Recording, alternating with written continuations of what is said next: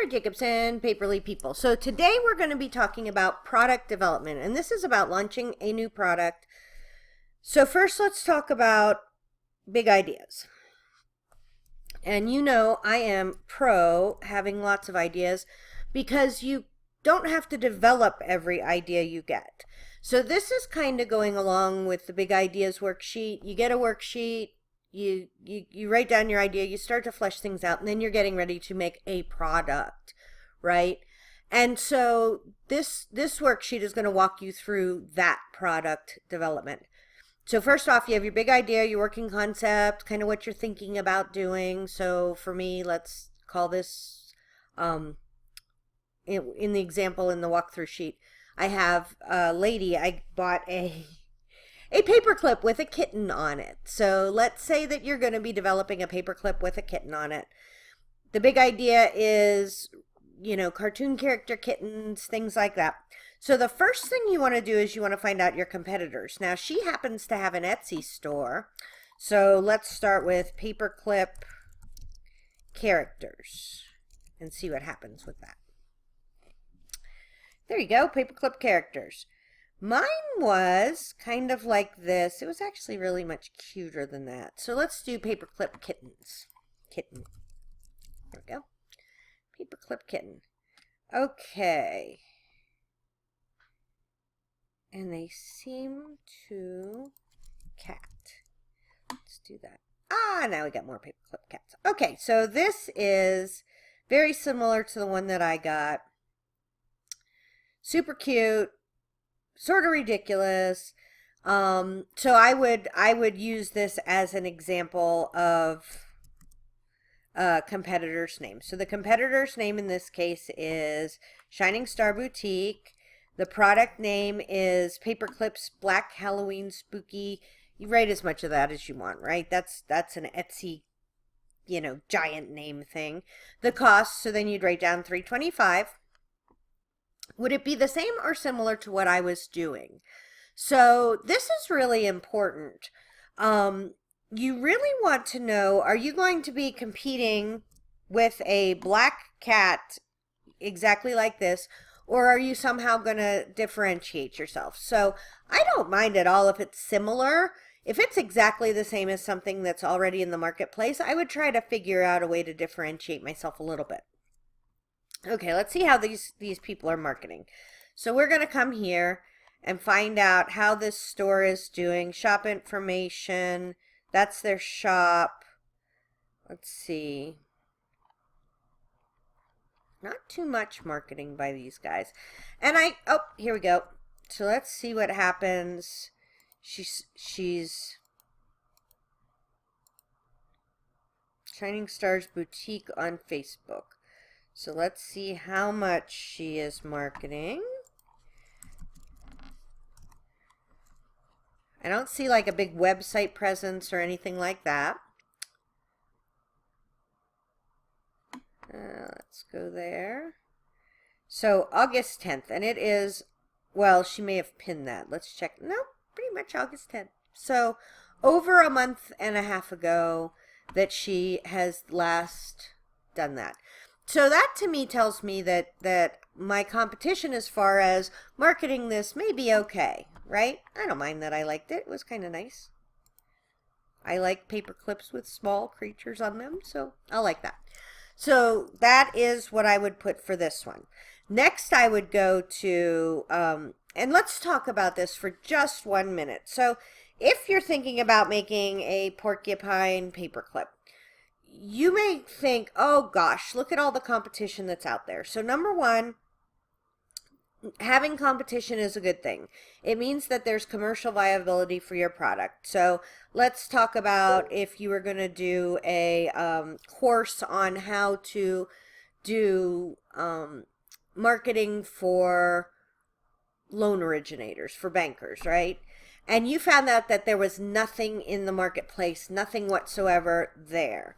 You might think, oh my gosh, I found a product that nobody else has ever done anything with. Well, part of the problem with that is that if there it could be that there isn't one, but there could also be that there's no commercial value, meaning that loan originators are not willing to take an online course to learn how to do marketing, right? So that's something you really want to think about. So having competition in the marketplace is actually good. Let's do online course marketing for bankers. Okay, so first off, really good thing. There's ads on the top and ads on the side, so that means there is a commercial viability. So now here comes something to think about if I was going to be doing a course like this. This is the American Banker Association, so that's an official course, right? Retail banking and online training. Now that could be that they have to take that for their continuing education. What it could also mean is, so there's American Bankers Association, American Bankers Association, wow, bank branch management. Because they're a regulated industry, it's entirely possible that I'm going to be fighting against, you know, national associations for this, in which case I would want to either change the name of it or kind of change the focus of it. Or if I was in a niche where bankers really loved me, like realtors really love me and they're a regulated industry, then you just need to know these things, right? So then I would say my competitor's name is the American Banking Association, Bankers Association.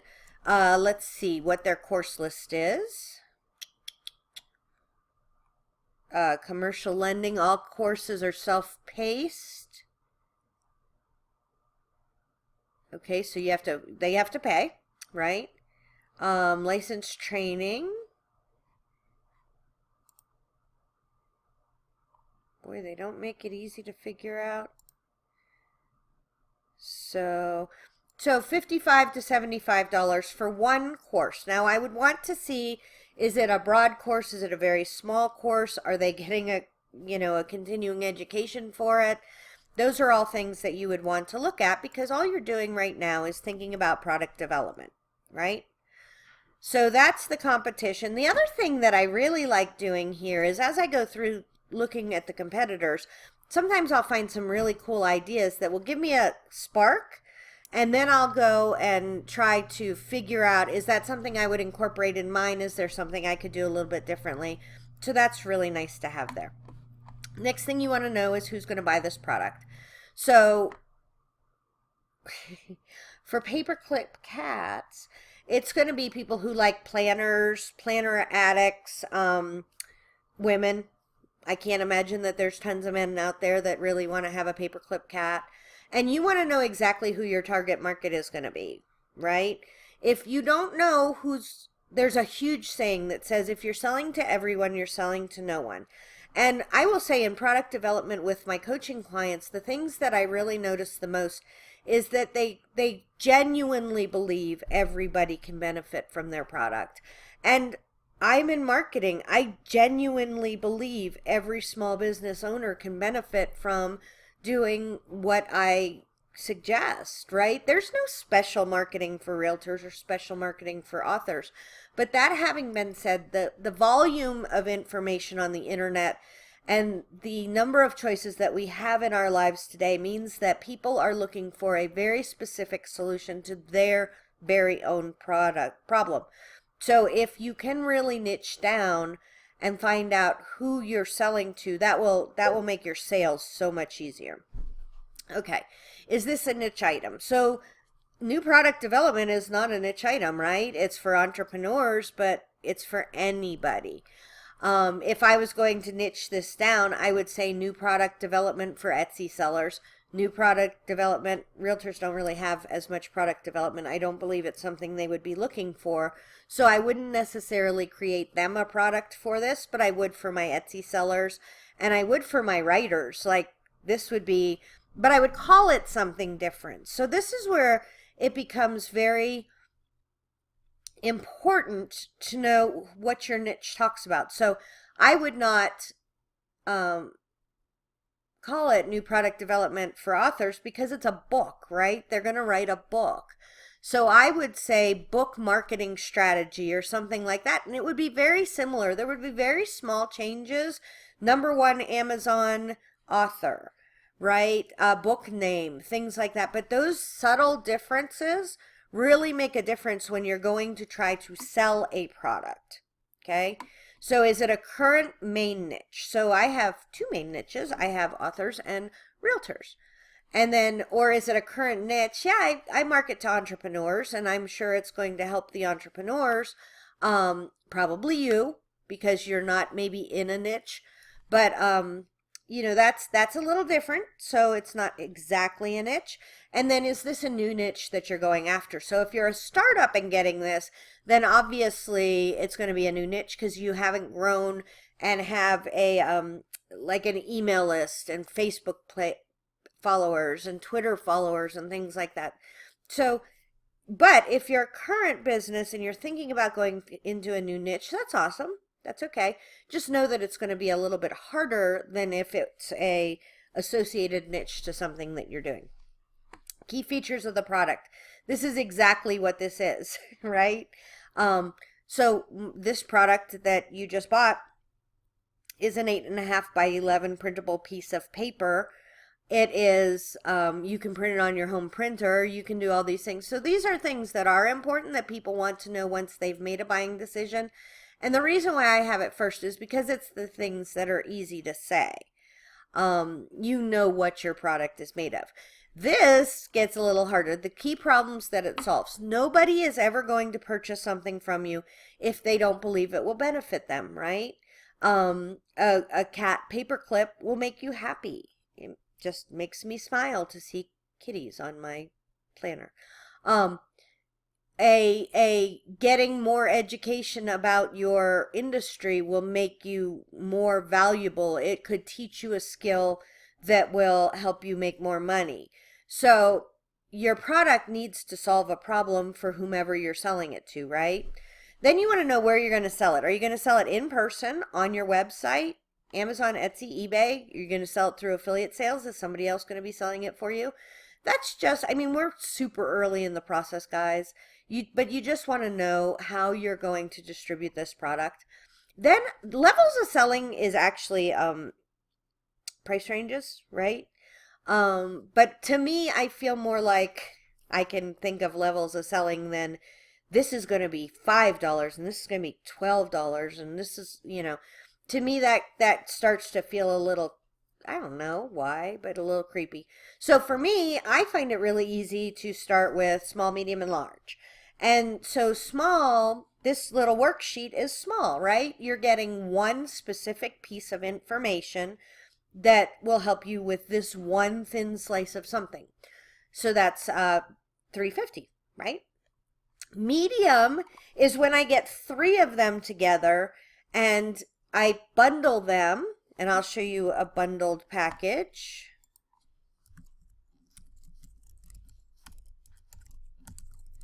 And you can bundle them just for convenience and not charge less. I tend to bundle them and do a 3 for 2 pricing kind of thing where they can then get, 3 different things. So you would get the daily printable page, the weekly printable page, and the monthly printable page. I also have a big ideas kit where they get the ideas sheet, and 2 other worksheets. And so it's a compilation of something or a combination of something, I guess, that I price then a little bit higher. And if I was going to do a startup guide, that would be, so this is $3.50, this is $7, that might be, $28, $30. If I was selling it a big one, my giant marketing book is $200.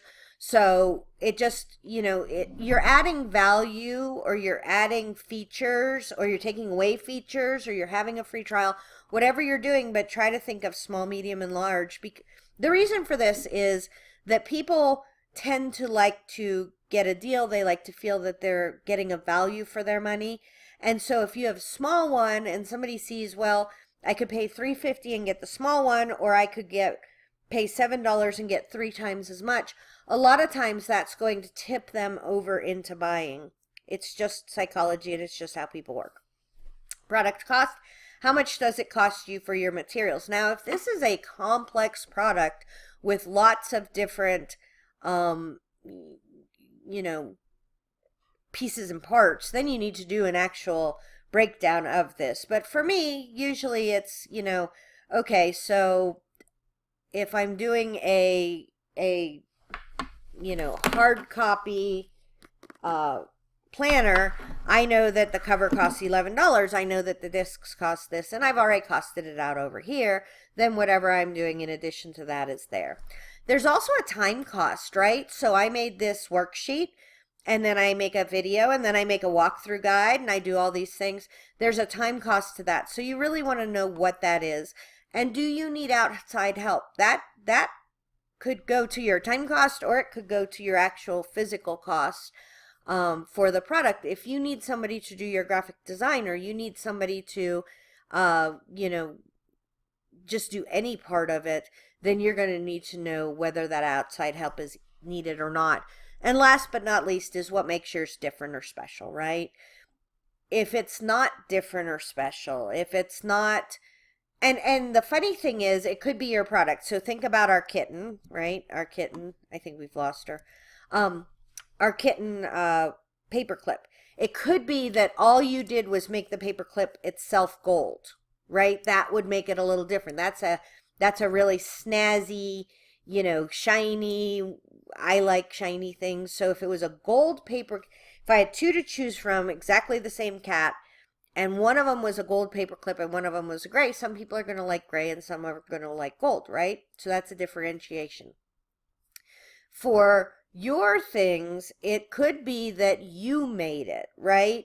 So I am a expert in marketing. So if you made a product development sheet at your home and tried to sell it, and you don't have the backing of a giant website and lots of social media and things like that, and lots of speaking events where I've met people, it would be harder for you to sell a product development sheet than it's going to be for me to sell it, because I already have a audience that knows me, likes me, and trusts me. I email them every couple times a week, and so that is a differentiator. So part of it could just be that it's you that did it, right? It could also be features of the products. It could be cost, right? So you could do that you are the highest priced, but the most comprehensive. That it does everything that they want it to do. You don't have to try to figure everything out. So there are a bunch of ways to differentiate yourself. Just make sure that your product is different than other people's products. Tara Jacobson, Paperly People.